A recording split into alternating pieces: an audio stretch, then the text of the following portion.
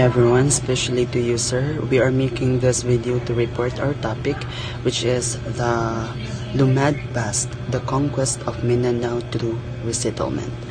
Okay, so let's begin. Okay, why is the plight of the indigenous peoples of Mindanao an indication that we are a divided nation? The answer is simple, but it is a principle that remains difficult to grasp for. Many who have always assumed the legitimacy of the imposed nation state that is the Philippine Republic to the inhabitants of this culturally and politically diverse group of island. We all know that the Philippines is a diverse nation, which is we have a different culture, different principles. And then the Filipino nation emerged from centuries of resistance against Spanish and American colonialism, while the struggle for independence was largely centered in Luzon and Visayas, resulting in the integration of their economies into the global order. Mindanao experienced a significantly different trajectory. Spanish colonization in Luzon and Visayas led to brutal exploitation, transforming the economic system and creating vast social inequalities.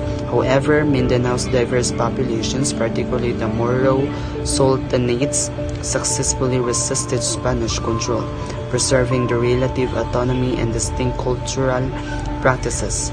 This resistance, coupled with the island geographic isolation, meant that Mindanao remained largely untouched by the profound economic and social changes that sweep across Luzon and Visayas. It means ang Luzon and Visayas is ginasakop na siya sa mga Spanish before, but the but the Mindanao is wala daw ko na nagbago, dili daw ko na siya kasudlan. I don't know what is the reason behind that. And then even ang Luzon and Visayas are grabe na kailang experience ng mga brutal nga mga panghitabo, but the Mindanao there is no change about their system economic.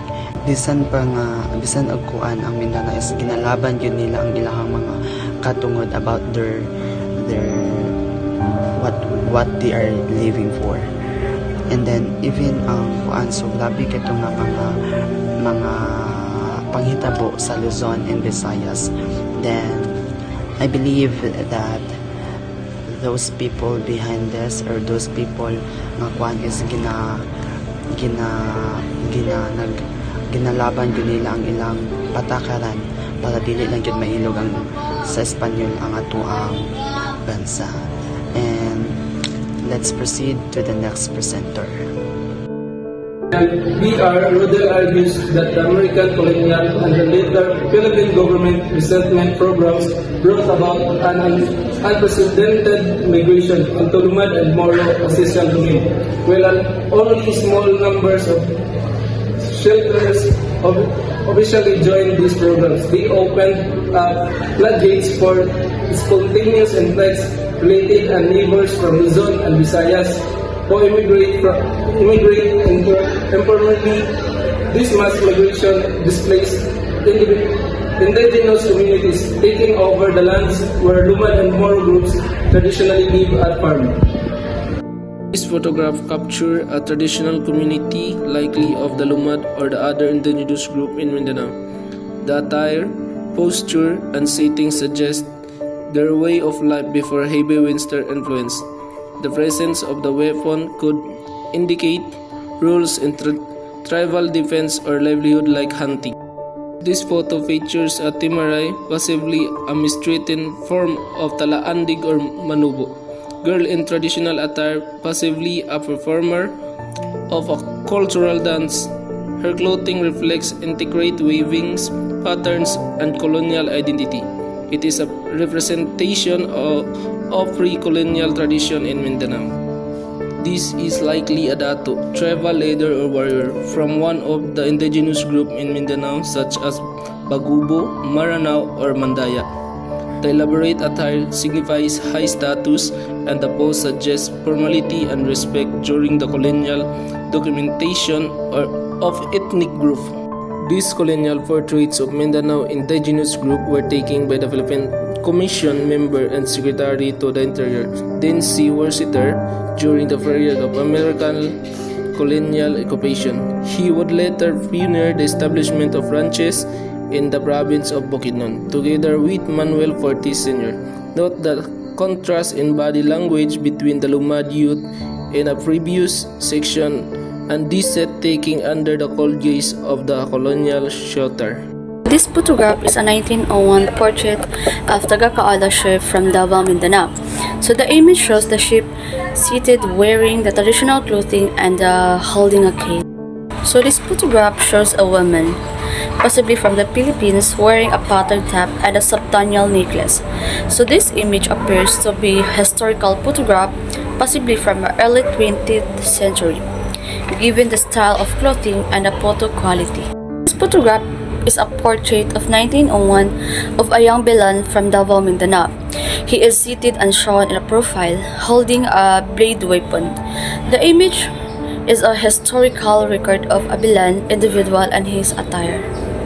So this photo depicts a 1901 image of an Antas chief and his daughter in Darao, Mindanao. It's a historical photograph showing the chief and his daughter in what appears to be traditional clothes.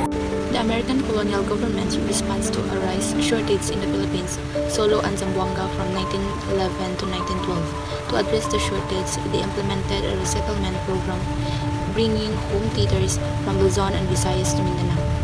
These programs, while ostensibly aimed at increasing rice production, also serve pacification objectives, as evidenced by the requirement that Cebuanos demonstrate skills in harness, a local material art. This report highlights the program's expansion through subsequent colonial laws, ultimately culminating in the 1935 Quirino Recto Colonization Act, which implementally acknowledged the ongoing resistance in certain areas. So, Mindanao resettlement programs initiate to address agrarian unrest and peace and order problems, involve transplanting landmass present from Luzon and Visayas. These create Christian colonizing force, exacerbating conflict with the indigenous Moro and Lumad population. The program not only displays these rules but also facilitated the appropriation of their land, often known as effective means altering economic relations and restricting access to traditional resources. So the influx of settlers dramatically shifted demographics, as evidenced by Cotabato population change through the extent of assimilation versus dissemination requires further study. So, the Mindanao resettlement programs aim at resolving agrarian unrest and maintaining peace and order, involve relocating landless farmers from Luzon and Visayas to Mindanao. So, this influx of primarily Christian settlers create a democratic shift, effectively establishing a Christian colonizing presence that intensified existing conflict with the indigenous Moro or Lumad population. So, the programs not only displays this group but also lead to the seizures of the ancestral lands.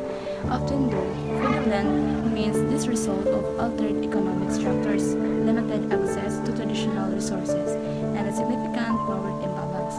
So, with this, the extent of cultural assimilation of indigenous and a significant power imbalance with the extent of cultural assimilation versus the suspicion of indigenous group needing further investigation. So, the resettlement impact extended beyond population shift, paving the way for large-scale exploitation of Mindanao's resources. So, the following the settlers or preceding them came from powerful interests establishing plantation, ranches, mines, and logging concessions. So, the governmentally development projects further intensified resource extraction, compounding the negative consequences of resettlement on Moro and Lumad communities. So about this, Mindanao resettlement programs didn't just cause population shift, they enable widespread exploitation of region's resources, large-scale plantation, ranches, mines, and logging concession follow, or even preceding the arriving settlers. Government-sponsored development projects intensified this resource extraction, severely harming the Moro and Lumad communities who lost their land, traditional livelihoods.